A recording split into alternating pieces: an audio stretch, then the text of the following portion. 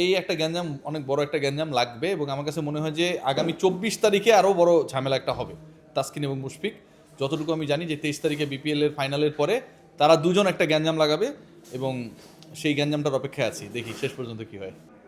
ভাই প্রথমে আপনাকে জিজ্ঞেস করি আসলে মানে বাংলাদেশের বিশ্বকাপ ভাগ্য আসলে কোথায় এখন আটকে মানে কি হতে যাচ্ছে?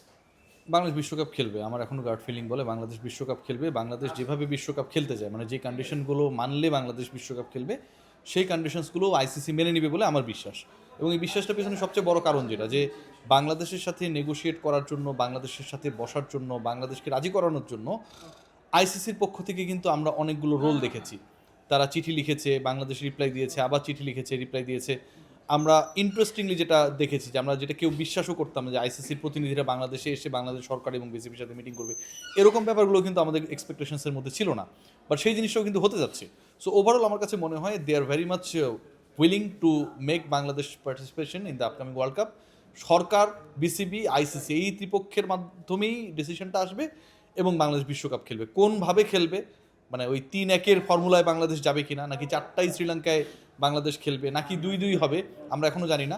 কারণ মানে ওই যে বললাম যে অনেক কিছুই ঘটতে পারে। কোয়াব বললো যে আমরা মানি না, তারপরে আবার তারা অনেক কিছু মেনে নিল। সো বাংলাদেশ সরকার এবং আইসিসি এবং বিসিবি ফাইনালি কি ডিসিশন নেয় সেটার উপর নির্ভর করবে, বাট বাংলাদেশ ওয়ার্ল্ড কাপে খেলবে। বলছিলেন যে মানে দুইজন কর্মকর্তা আসার কথা, একজন আসবে না, তিনি ভারতীয়, এরকম আসলে আপনি এটা আসলে আমার কাছে যেটা মনে হয় যে মানে পুরোপুরি সরকারের সিদ্ধান্ত, সরকারের পলিসি। ভিসার ব্যাপারটা তো আসলে বিসিবির উপর নির্ভর করে না। সরকার, পররাষ্ট্র মন্ত্রণালয়, তাদের অনেক কিছুর উপর নির্ভর করে, অনেক ক্লিয়ারেন্সের উপর নির্ভর করে। সো সরকার কী কারণে ভিসা দেয়নি, যেহেতু পার্টিকুলার রিজনটা আমরা জানি না এখন পর্যন্ত, আমার কাছে মনে হয় যে সরকার সেটা ভালোই মনে করেছে যে কারণে ভিসা দেয়নি। আইসিসি যিনি মানে যারা আসবে তারা কি মানাতে পারবে যে তোমরা ইন্ডিয়ায় খেলবে বা ইন্ডিয়ায় খেলবে বাংলাদেশে? এখানে আসা মানেই হচ্ছে, প্রথম পদক্ষেপ হচ্ছে যে ইন্ডিয়ায় যেন বাংলাদেশ যায় সেটা কনভিন্স করার চেষ্টা করা। মানে বাংলাদেশ ইন্ডিয়ায় যাবে না, আইসিসি সেটা যদি মেনেই নিত, বা সেই ডিসিশনটা যদি তারা মানে মনে করতো যে এটাই সিদ্ধান্ত, এটাই হবে, বা আমাদের মানানোর কিছু নেই, পাকিস্তান কিংবা হচ্ছে শ্রীলঙ্কা যারা বাংলাদেশকে হোস্ট করতে চায় তাদের ওখানটায় আমরা খেলা দিয়ে দিলাম, তাহলে তো এই আসার দরকার ছিল না। আসার মানেই হচ্ছে বাংলাদেশ যেন ইন্ডিয়ায় গিয়ে অন্তত কিছু ম্যাচ খেলে, এরকম একটা প্রপোজালকে এক্সিকিউট করার চেষ্টা করা, রাইট?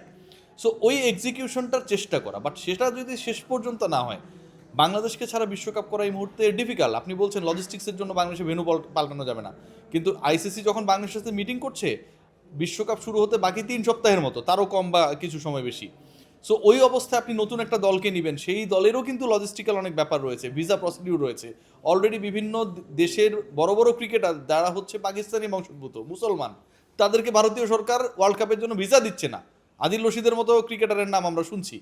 সো ওই জায়গাটা আপনি নতুন যেই দলটাকে এখানটায় ইনপুট দিবেন, ঢুকাবেন, সেই দলগুলো কিন্তু কোনো কম্প্যাক্ট দল না। তাদের ক্রিকেটাররাও কিন্তু বিভিন্ন দেশের বংশোদ্ভূত, তাদের ক্রিকেটাররাও কিন্তু বিভিন্ন জবে থাকে, অনেক হিসাব নিকাশ এখানটায় রয়েছে। সো আমার কাছে মনে হয় না যে ওটা খুব ইজিয়েস্ট অপশন হবে রেদার দেন বাংলাদেশকে বিকল্প ভেন্যুতে খেলানো।